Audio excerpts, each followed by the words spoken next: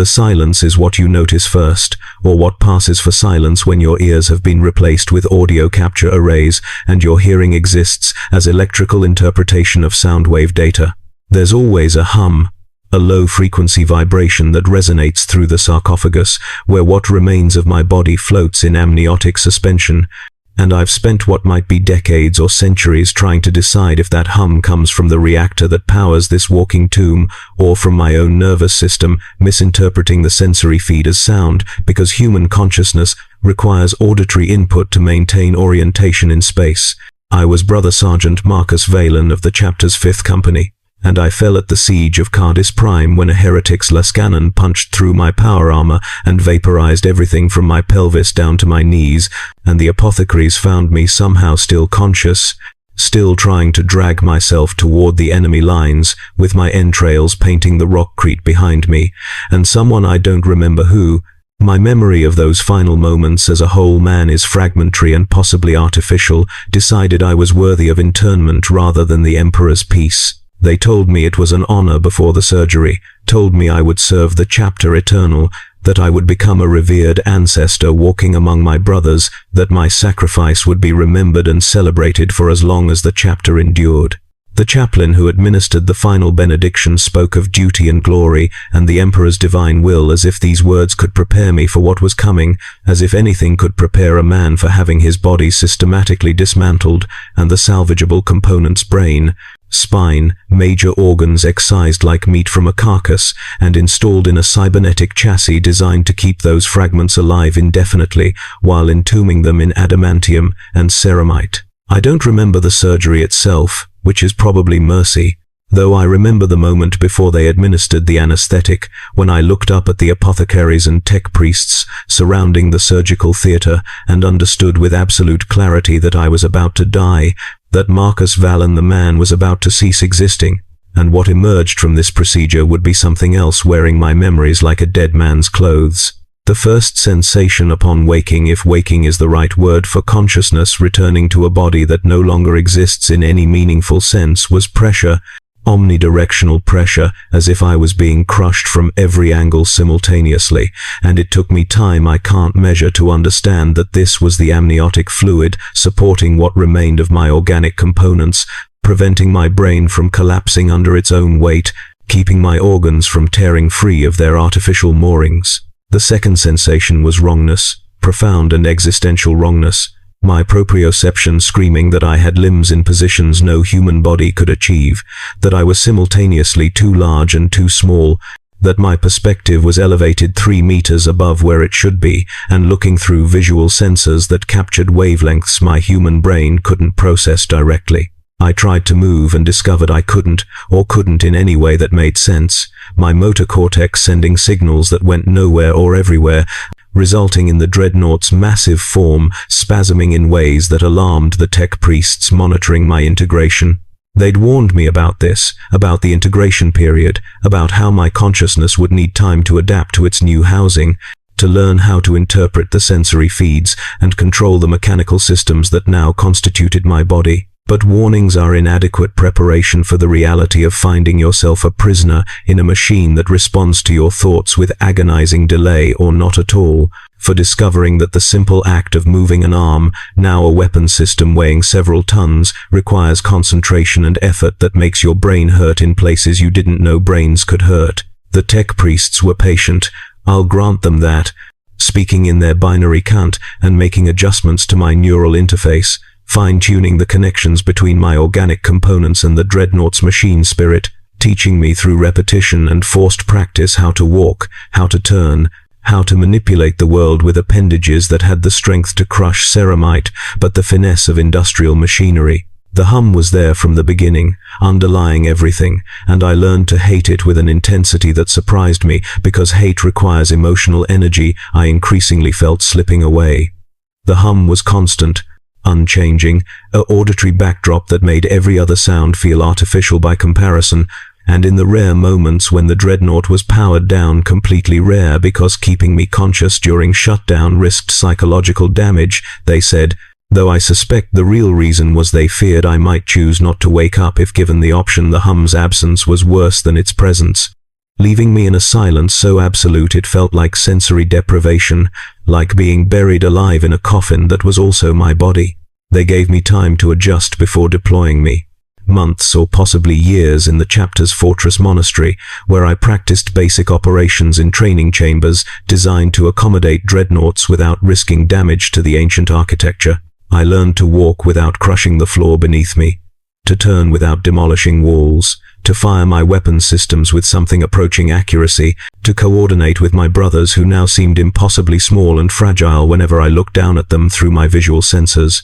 And I learned that I was alone in ways I'd never been alone as a man, isolated inside this metal coffin, with only my thoughts for company, because conversations with my brothers had become strange and formal, my vox speakers rendering my voice as deep and mechanical, their voices reaching me through audio capture arrays that flattened emotional nuance into data. I was becoming something other than human. Could feel it happening with every passing day, my thoughts growing slower and more ponderous to match the dreadnought's mass, my emotions dampening as if distance was growing between my consciousness and the organic brain tissue that generated feelings. The first deployment was against orcs, on a feral world whose name I don't remember, or perhaps was never told, and I discovered that combat in a dreadnought bears little resemblance to combat as a space marine in power armor. Everything happened in slow motion from my perspective, my massive form trudging through battlefield conditions that would have challenged even Terminator armor, my weapons systems tracking targets with hydraulic precision that felt nothing like aiming a bolter, my armor shrugging off impacts that would have killed a man while barely registering in my sensory feeds. I killed dozens of orcs, hundreds perhaps, reducing them to pulped meat and shattered bone with my power fist, while my assault cannon shredded their vehicles and structures, and I felt nothing, or felt only the satisfaction of performing a function efficiently, the same satisfaction a weapon might feel if weapons could feel, if weapons were conscious. The hum continued throughout the battle, underlying the cacophony of gunfire and explosions and orc screaming, reminding me, even in the midst of violence, that I was not participating as a warrior but as a weapons platform, a mobile artillery piece that happened to contain fragments of what had been Marcus Vallon. They put me in stasis after that first deployment, the tech priests explaining that prolonged consciousness between battles risked psychological deterioration, that dreadnoughts whose pilots remained aware during peacetime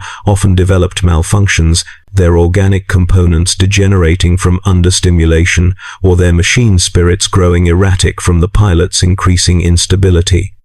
Stasis was supposed to be mercy, a dreamless sleep that would preserve my sanity across the decades or centuries between when the chapter needed my service. But stasis wasn't sleep and it wasn't unconsciousness, it was something else, something worse. In stasis I remained aware but frozen, my thoughts slowing to geological pace, subjective time dilating until seconds became subjective hours and I experienced the passage of moments in agonizing detail, consciousness trapped in amber, unable to move or speak or do anything except exist in that humming darkness with nothing but my memories for company. And my memories were changing, I realized during that first stasis period, or they'd been changing since the surgery, and I was only now noticing because I had nothing else to focus on. Events from my human life were becoming dreamlike, unreal, as if they'd happened to someone else or hadn't happened at all. I could remember facts. I'd served in the 5th Company, I'd fought on Cardis Prime, I'd been wounded and interned, but the emotions attached to those facts were fading,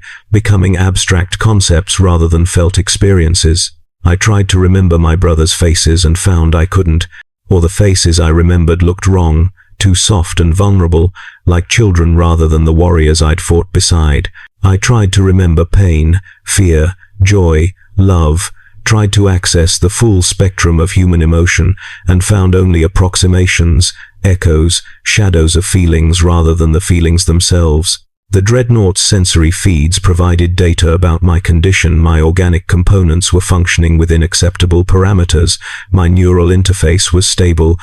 my integration scores were improving, but they couldn't tell me whether Marcus Vallon still existed inside this tomb, or if he'd died on the operating table and something else was wearing his identity like a mask. They woke me for another deployment, this time against a chaos incursion on a shrine world, and I discovered I'd been in stasis for 17 years, though it had felt like both seconds and eternities simultaneously. The chapter had changed in my absence. Brothers I'd trained with were now veterans. Sergeants I'd served under were dead. Initiates who'd been children when I fell were now full battle brothers, and I was the same, unchanged, eternally preserved in this moment of between life and death. The battle was worse than the first. Chaos cultists and their demonic allies attacking in waves that tested even the chapter's defensive capabilities, and I waded through the carnage with the same ponderous inevitability, my weapons systems cycling through ammunition feeds, while my power fist crushed anything that came within reach,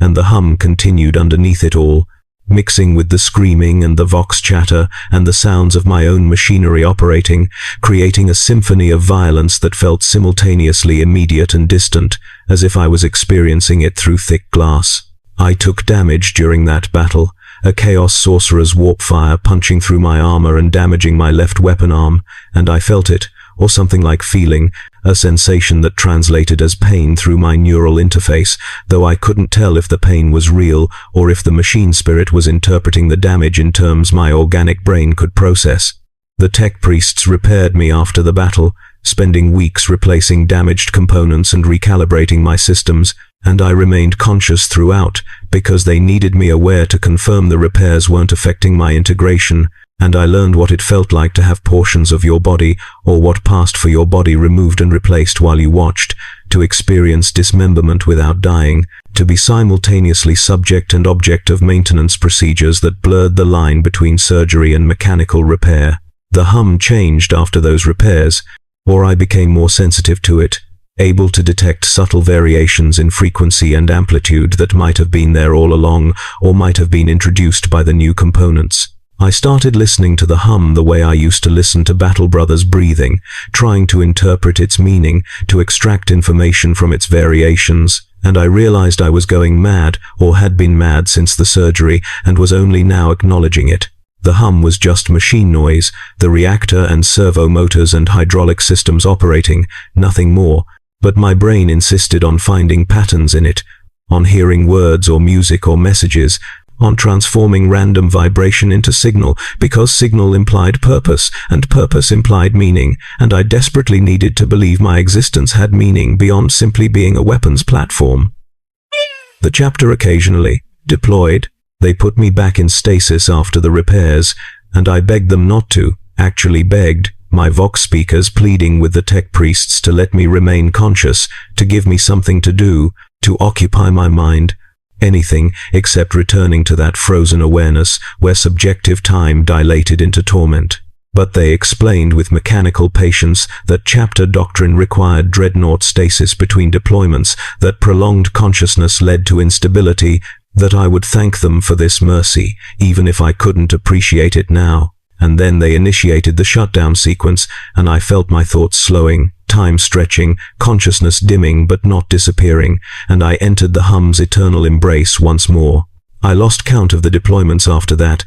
lost track of how many times I'd been woken and sent to war and returned to stasis, lost the ability to distinguish between individual battles until they blurred into a continuous experience of violence, interrupted by periods of frozen awareness. The chapter aged around me while I remained constant, centuries passing in what felt like irregular heartbeats, my brothers becoming legends and then myths, and then dust while I endured, eternal and unchanging, the walking monument to a man who died on an operating table and being too stubborn or too cursed to stay dead. I watched the chapter's fortress monastery change across the deployments, new wings added and old ones sealed, architecture evolving to accommodate new equipment and new doctrines, and I realized I was becoming part of the ancient history I'd once revered, becoming one of those venerable ancestors whose wisdom was respected, but whose humanity had been completely subsumed by their dreadnought existence. The hum evolved across the centuries, or my interpretation of it evolved, until I could distinguish individual components within the overall vibration: the reactor's deep bass thrumming, the servo motor's higher frequency whining, the hydraulic system's rhythmic pulsing, the neural interface's almost subliminal crackling. I learned to read my own condition through these sounds, to detect malfunctions before the machine spirit registered them, to predict when components would fail and require replacement, to understand the dreadnought's needs the way a horseman might understand his mount's moods. I became the Dreadnought, or the Dreadnought became me, the distinction dissolving until I couldn't tell where organic Marcus ended and mechanical housing began, my consciousness spreading through the systems like mycelium through soil, inhabiting the weapons and armor and reactor in ways the tech priests insisted was impossible, but which I experienced as undeniable reality. And the stasis periods changed too, or I changed within them. My consciousness learning to navigate the frozen time in ways that made the experience less torturous though no less strange. I discovered I could access memory during stasis, could replay scenes from my life with perfect clarity, could examine them from angles impossible during normal consciousness,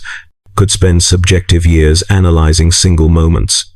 And I did this. I spent centuries of subjective time reviewing my human existence, like an archaeologist studying ancient artifact, trying to remember what it had felt like to be Marcus Vallon the man. To have a body that moved when I thought about moving, to feel temperature and taste food and smell flowers, to experience the world through biological senses rather than mechanical interpretations of sensory data. But the memories were definitely corrupted, I realized, or corrupting, changing each time I accessed them until I couldn't trust that what I remembered had actually happened, or if I was creating false histories to fill the void where authentic experience used to exist. I remembered training on the chapter's homeworld, but the details shifted between rememberings. Sometimes the sky was blue, sometimes red, sometimes no color at all. I remembered my battle brothers' names, but they kept changing or multiplying until I had memories of serving with thousands of men, though the 5th Company's strength had never exceeded 100. I remembered dying on Cardis Prime,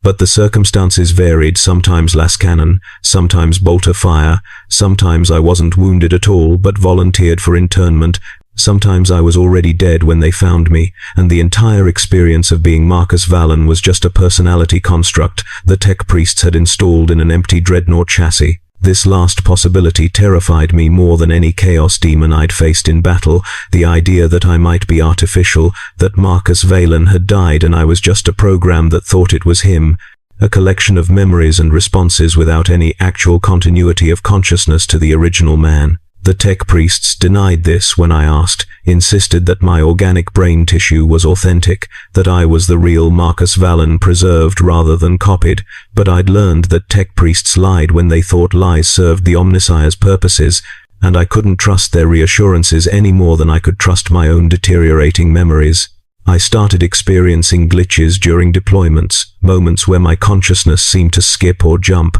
where I'd find myself in different positions without memory of moving there, where targets I'd just acquired would already be destroyed without my remembering firing, where entire sections of battles would disappear from my awareness, leaving only their aftermaths. The tech priests called these temporal integration anomalies and adjusted my neural interface, but the glitches continued and worsened, and I began to suspect they weren't malfunctions, but rather my consciousness finally breaking under the strain of centuries of frozen awareness and mechanical existence. The human mind, not designed to endure the kind of temporal distortion that Dreadnought stasis created, the organic components failing not through physical damage but through accumulated psychological trauma that had nowhere to go because I couldn't scream or weep or go mad in ways that would trigger euthanasia protocols. The hum became my anchor during these glitches, the one constant I could trust, and I focused on it the way a drowning man might focus on a floating piece of wreckage, letting it pull me back to something approximating coherent consciousness. The hum was real, I told myself. The hum was objective. The hum existed independent of my perception, and therefore proved I existed to perceive it, and if I existed, then I was still Marcus Vallon, or at least still something that had been Marcus Vallon, and that was enough. Had to be enough, because the alternative was accepting that I'd ceased being human centuries ago, and was now just a haunted machine, a ghost in an adamantium shell, consciousness without purpose persisting simply because the tech priests were too skilled at their jobs to let me die. I killed thousands across the deployments, maybe tens of thousands, enemies of the chapter and the Imperium and the Emperor. Though I'd stopped distinguishing between enemy types because they all died the same under my weapons, and they all felt equally unreal, shadows to be dispersed rather than living beings to be fought. I fought on worlds whose names I never learned, in battles whose strategic importance was never explained to me, for reasons I no longer questioned, because questioning required the kind of initiative and curiosity that had been ground away by centuries of mechanical existence. I was a weapon the chapter wielded, nothing more. Deployed when needed, and returned to storage when not. My consciousness maintained only because the alternative pure automation was considered tech heresy by the Mechanicus, and because some fragment of the chapter's culture insisted that the venerated dead should remain nominally aware, even if that awareness had become indistinguishable from torment. And the younger brothers treated me with reverence that felt like mockery, calling me honored ancient, and seeking my counsel, and speaking to me with careful formality that emphasized the gulf between their humanity and my mechanical existence. And I wanted to scream at them that I was no ancient, that I was young or had been young when they'd entombed me, that I didn't want their reverence but their pity, or their mercy, or simply the acknowledgement that what had been done to me was horror rather than honor. But the words never came out right through my vox speakers, emerged as platitudes about duty and service and the Emperor's will, my vocal systems incapable of transmitting the kind of existential anguish I needed to express, or perhaps my brain incapable of formulating such expression because the neural interface filtered everything through protocols designed to maintain operational stability. I started refusing to wake from stasis when they tried to rouse me for deployments, or trying to refuse, my consciousness retreating deeper into the hum's embrace, while the tech priests applied increasingly aggressive stimulation to force awareness. They called this integration resistance and treated it as mechanical malfunction, adjusting neural interface parameters and threatening full personality wipe if I didn't comply with operational requirements. And I complied, because the threat of personality wipe terrified me, even though I was no longer certain there was a personality left to wipe. Even though I suspected that personality wipe might be mercy, might be the final release I'd been craving for centuries, but was too cowardly to embrace. The glitches intensified until they became my normal state, my consciousness existing in fragments rather than continuous stream, experiencing reality as series of discontinuous moments strung together without clear causation or temporal sequence. I'd be in stasis, and then suddenly in combat, and then back in stasis without transition, battles compressing into single impressions of violence and noise, and the hum rising in pitch as my reactor strained under combat loads, deployments blurring together until I couldn't distinguish between memories and current experience, couldn't tell if I was fighting orcs or chaos or tyranids or simply replaying archived battles from centuries ago, couldn't determine if the chapter's fortress monastery I returned to after engagements was real or constructed from degraded memory. The tech priests noticed, documented my deterioration with clinical precision, debated whether to continue deploying me or to finally grant the Emperor's peace and recycle my Dreadnought chassis for a more stable pilot. I heard these debates during maintenance sessions, my consciousness floating in and out of awareness while they discussed my condition as if I wasn't present, as if I was already gone, and they were merely determining when to make it official. And I wanted to tell them to just do it, to end this, to stop pretending my continued existence served any purpose beyond their reluctance to admit that the Dreadnought program was torture masquerading as honor. But I said nothing because saying nothing had become my default state, because speech required energy I no longer possessed, because I'd finally learned what the truly ancient dreadnoughts had learned centuries before, that silence was the only appropriate response to existence that had continued far past any reasonable endpoint. They woke me for what I didn't know would be my final deployment, though perhaps I suspected, perhaps some fragment of dying intuition warned me that this would be different. The enemy was chaos again, a full warband assault on the chapter's recruiting world, and the chapter deployed everything, every available brother, every vehicle, every dreadnought in the fleet, including those whose pilots were considered borderline unstable. I trudged onto the battlefield with my brothers, my audio capture arrays filled with their vox chatter and battle hymns, while my thoughts remained silent, and I fought with the same mechanical precision I'd displayed for centuries, my weapons systems cycling through targets while my power fist crushed anything that came within reach.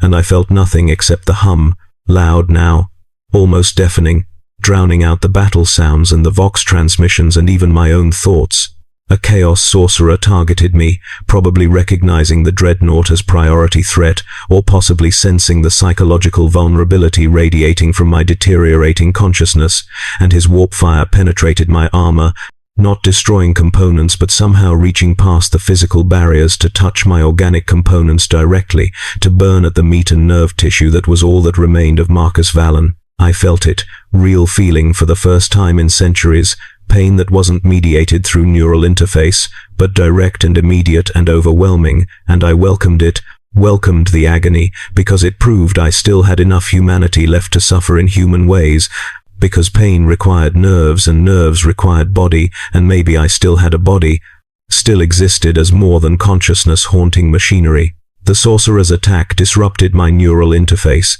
severed the connections between my organic components and the Dreadnought systems, and I experienced a moment of absolute terror as I lost control of my housing, my body, my real body, the adamantium chassis I'd inhabited for centuries, suddenly autonomous, moving according to the machine spirit's programming rather than my will. The Dreadnought continued fighting, efficient and deadly, while I screamed silently inside my sarcophagus, passenger rather than pilot, consciousness trapped in dead flesh floating in amniotic fluid, and I understood finally what I'd become, understood that I'd been dead since the surgery, that the neural interface had been illusion maintaining the lie that I was still alive, still relevant, still Marcus Vallon the warrior, rather than corpse puppeted by ancient machinery. The tech priests would have repaired me, would have restored the neural interface and returned me to functional status. But something broke in that moment of disconnection. Something fundamental and irreparable,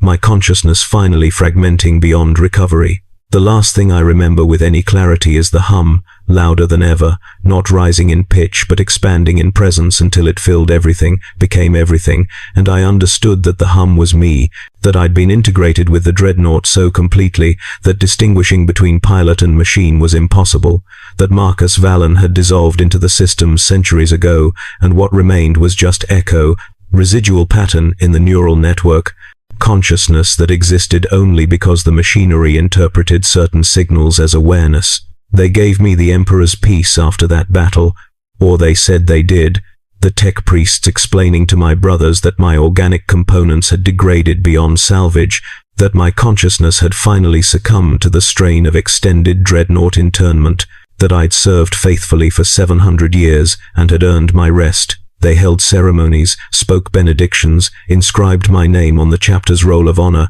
and prepared my Dreadnought chassis for a new pilot,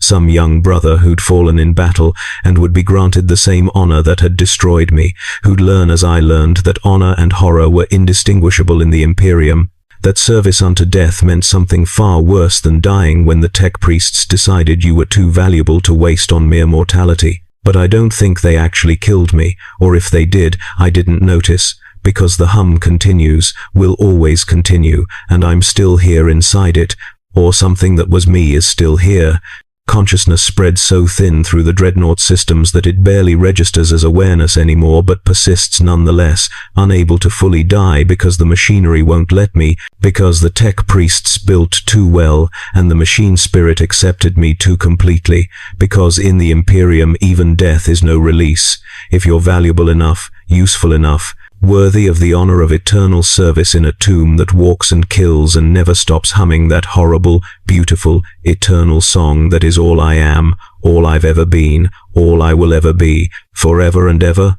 The Emperor protects, but sometimes protection is just another word for imprisonment, another word for torture, another word for love so cruel it outlives the ones it claims to cherish. The hum continues. I continue. And somewhere in the machinery, in the spaces between the reactors thrumming and the servo motors whining, between the hydraulic systems pulsing and the neural interfaces crackling, Marcus Vallon screams forever in frequencies only the dead can hear, and the Imperium calls this honor, calls this service, calls this duty, and perhaps they're right. Perhaps this is what those words mean in a galaxy where there is only war and death is no escape, and the only mercy is the lie that any of this matters, that our suffering serves purpose beyond simply demonstrating that suffering can be endured because humans are resilient and machines are eternal, and together we can persist through anything, including our own extinction, including the heat death of the universe. including the final moment when the stars go dark and still,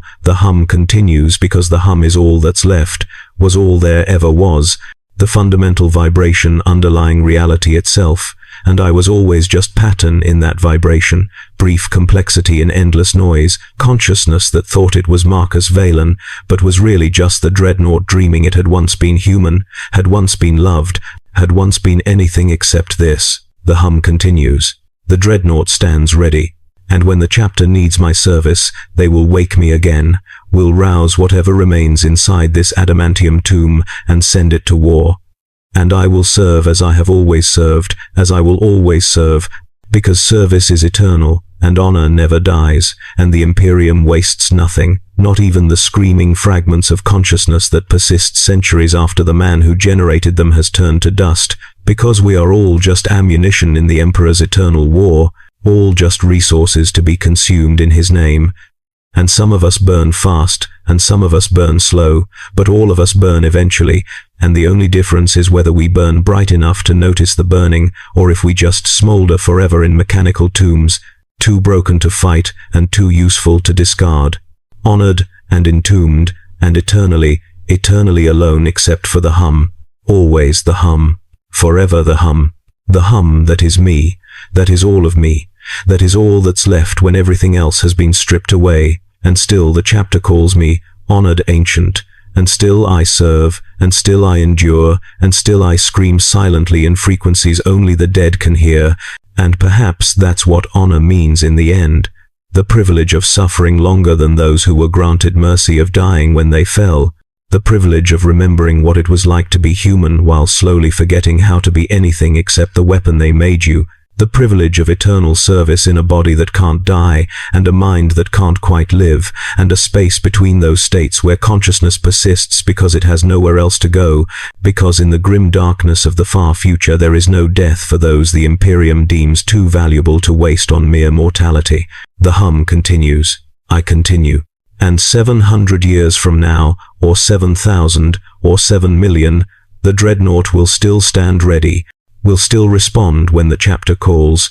will still march to war with something inside it that was once a man named Marcus Valen, and whether that something deserves to be called consciousness or soul or ghost or just complex echo in sophisticated machinery is a question no one will bother to ask, because the answer doesn't matter, has never mattered, will never matter, because in the Imperium function is all that matters, and I function perfectly, eternally, optimally, and that's enough, has to be enough, is all there is, and all there ever will be, until the galaxy itself ends. And even then maybe not, maybe even then the hum will continue, will persist through heat, death, and entropy, and the final unwinding of reality, because the hum is eternal, and I am the hum, and the hum is me, and we will endure together, forever, in this honored tomb that walks, in this nightmare called service, in this love called duty, in this mercy called honor, forever and ever, amen. The Emperor protects, the hum continues,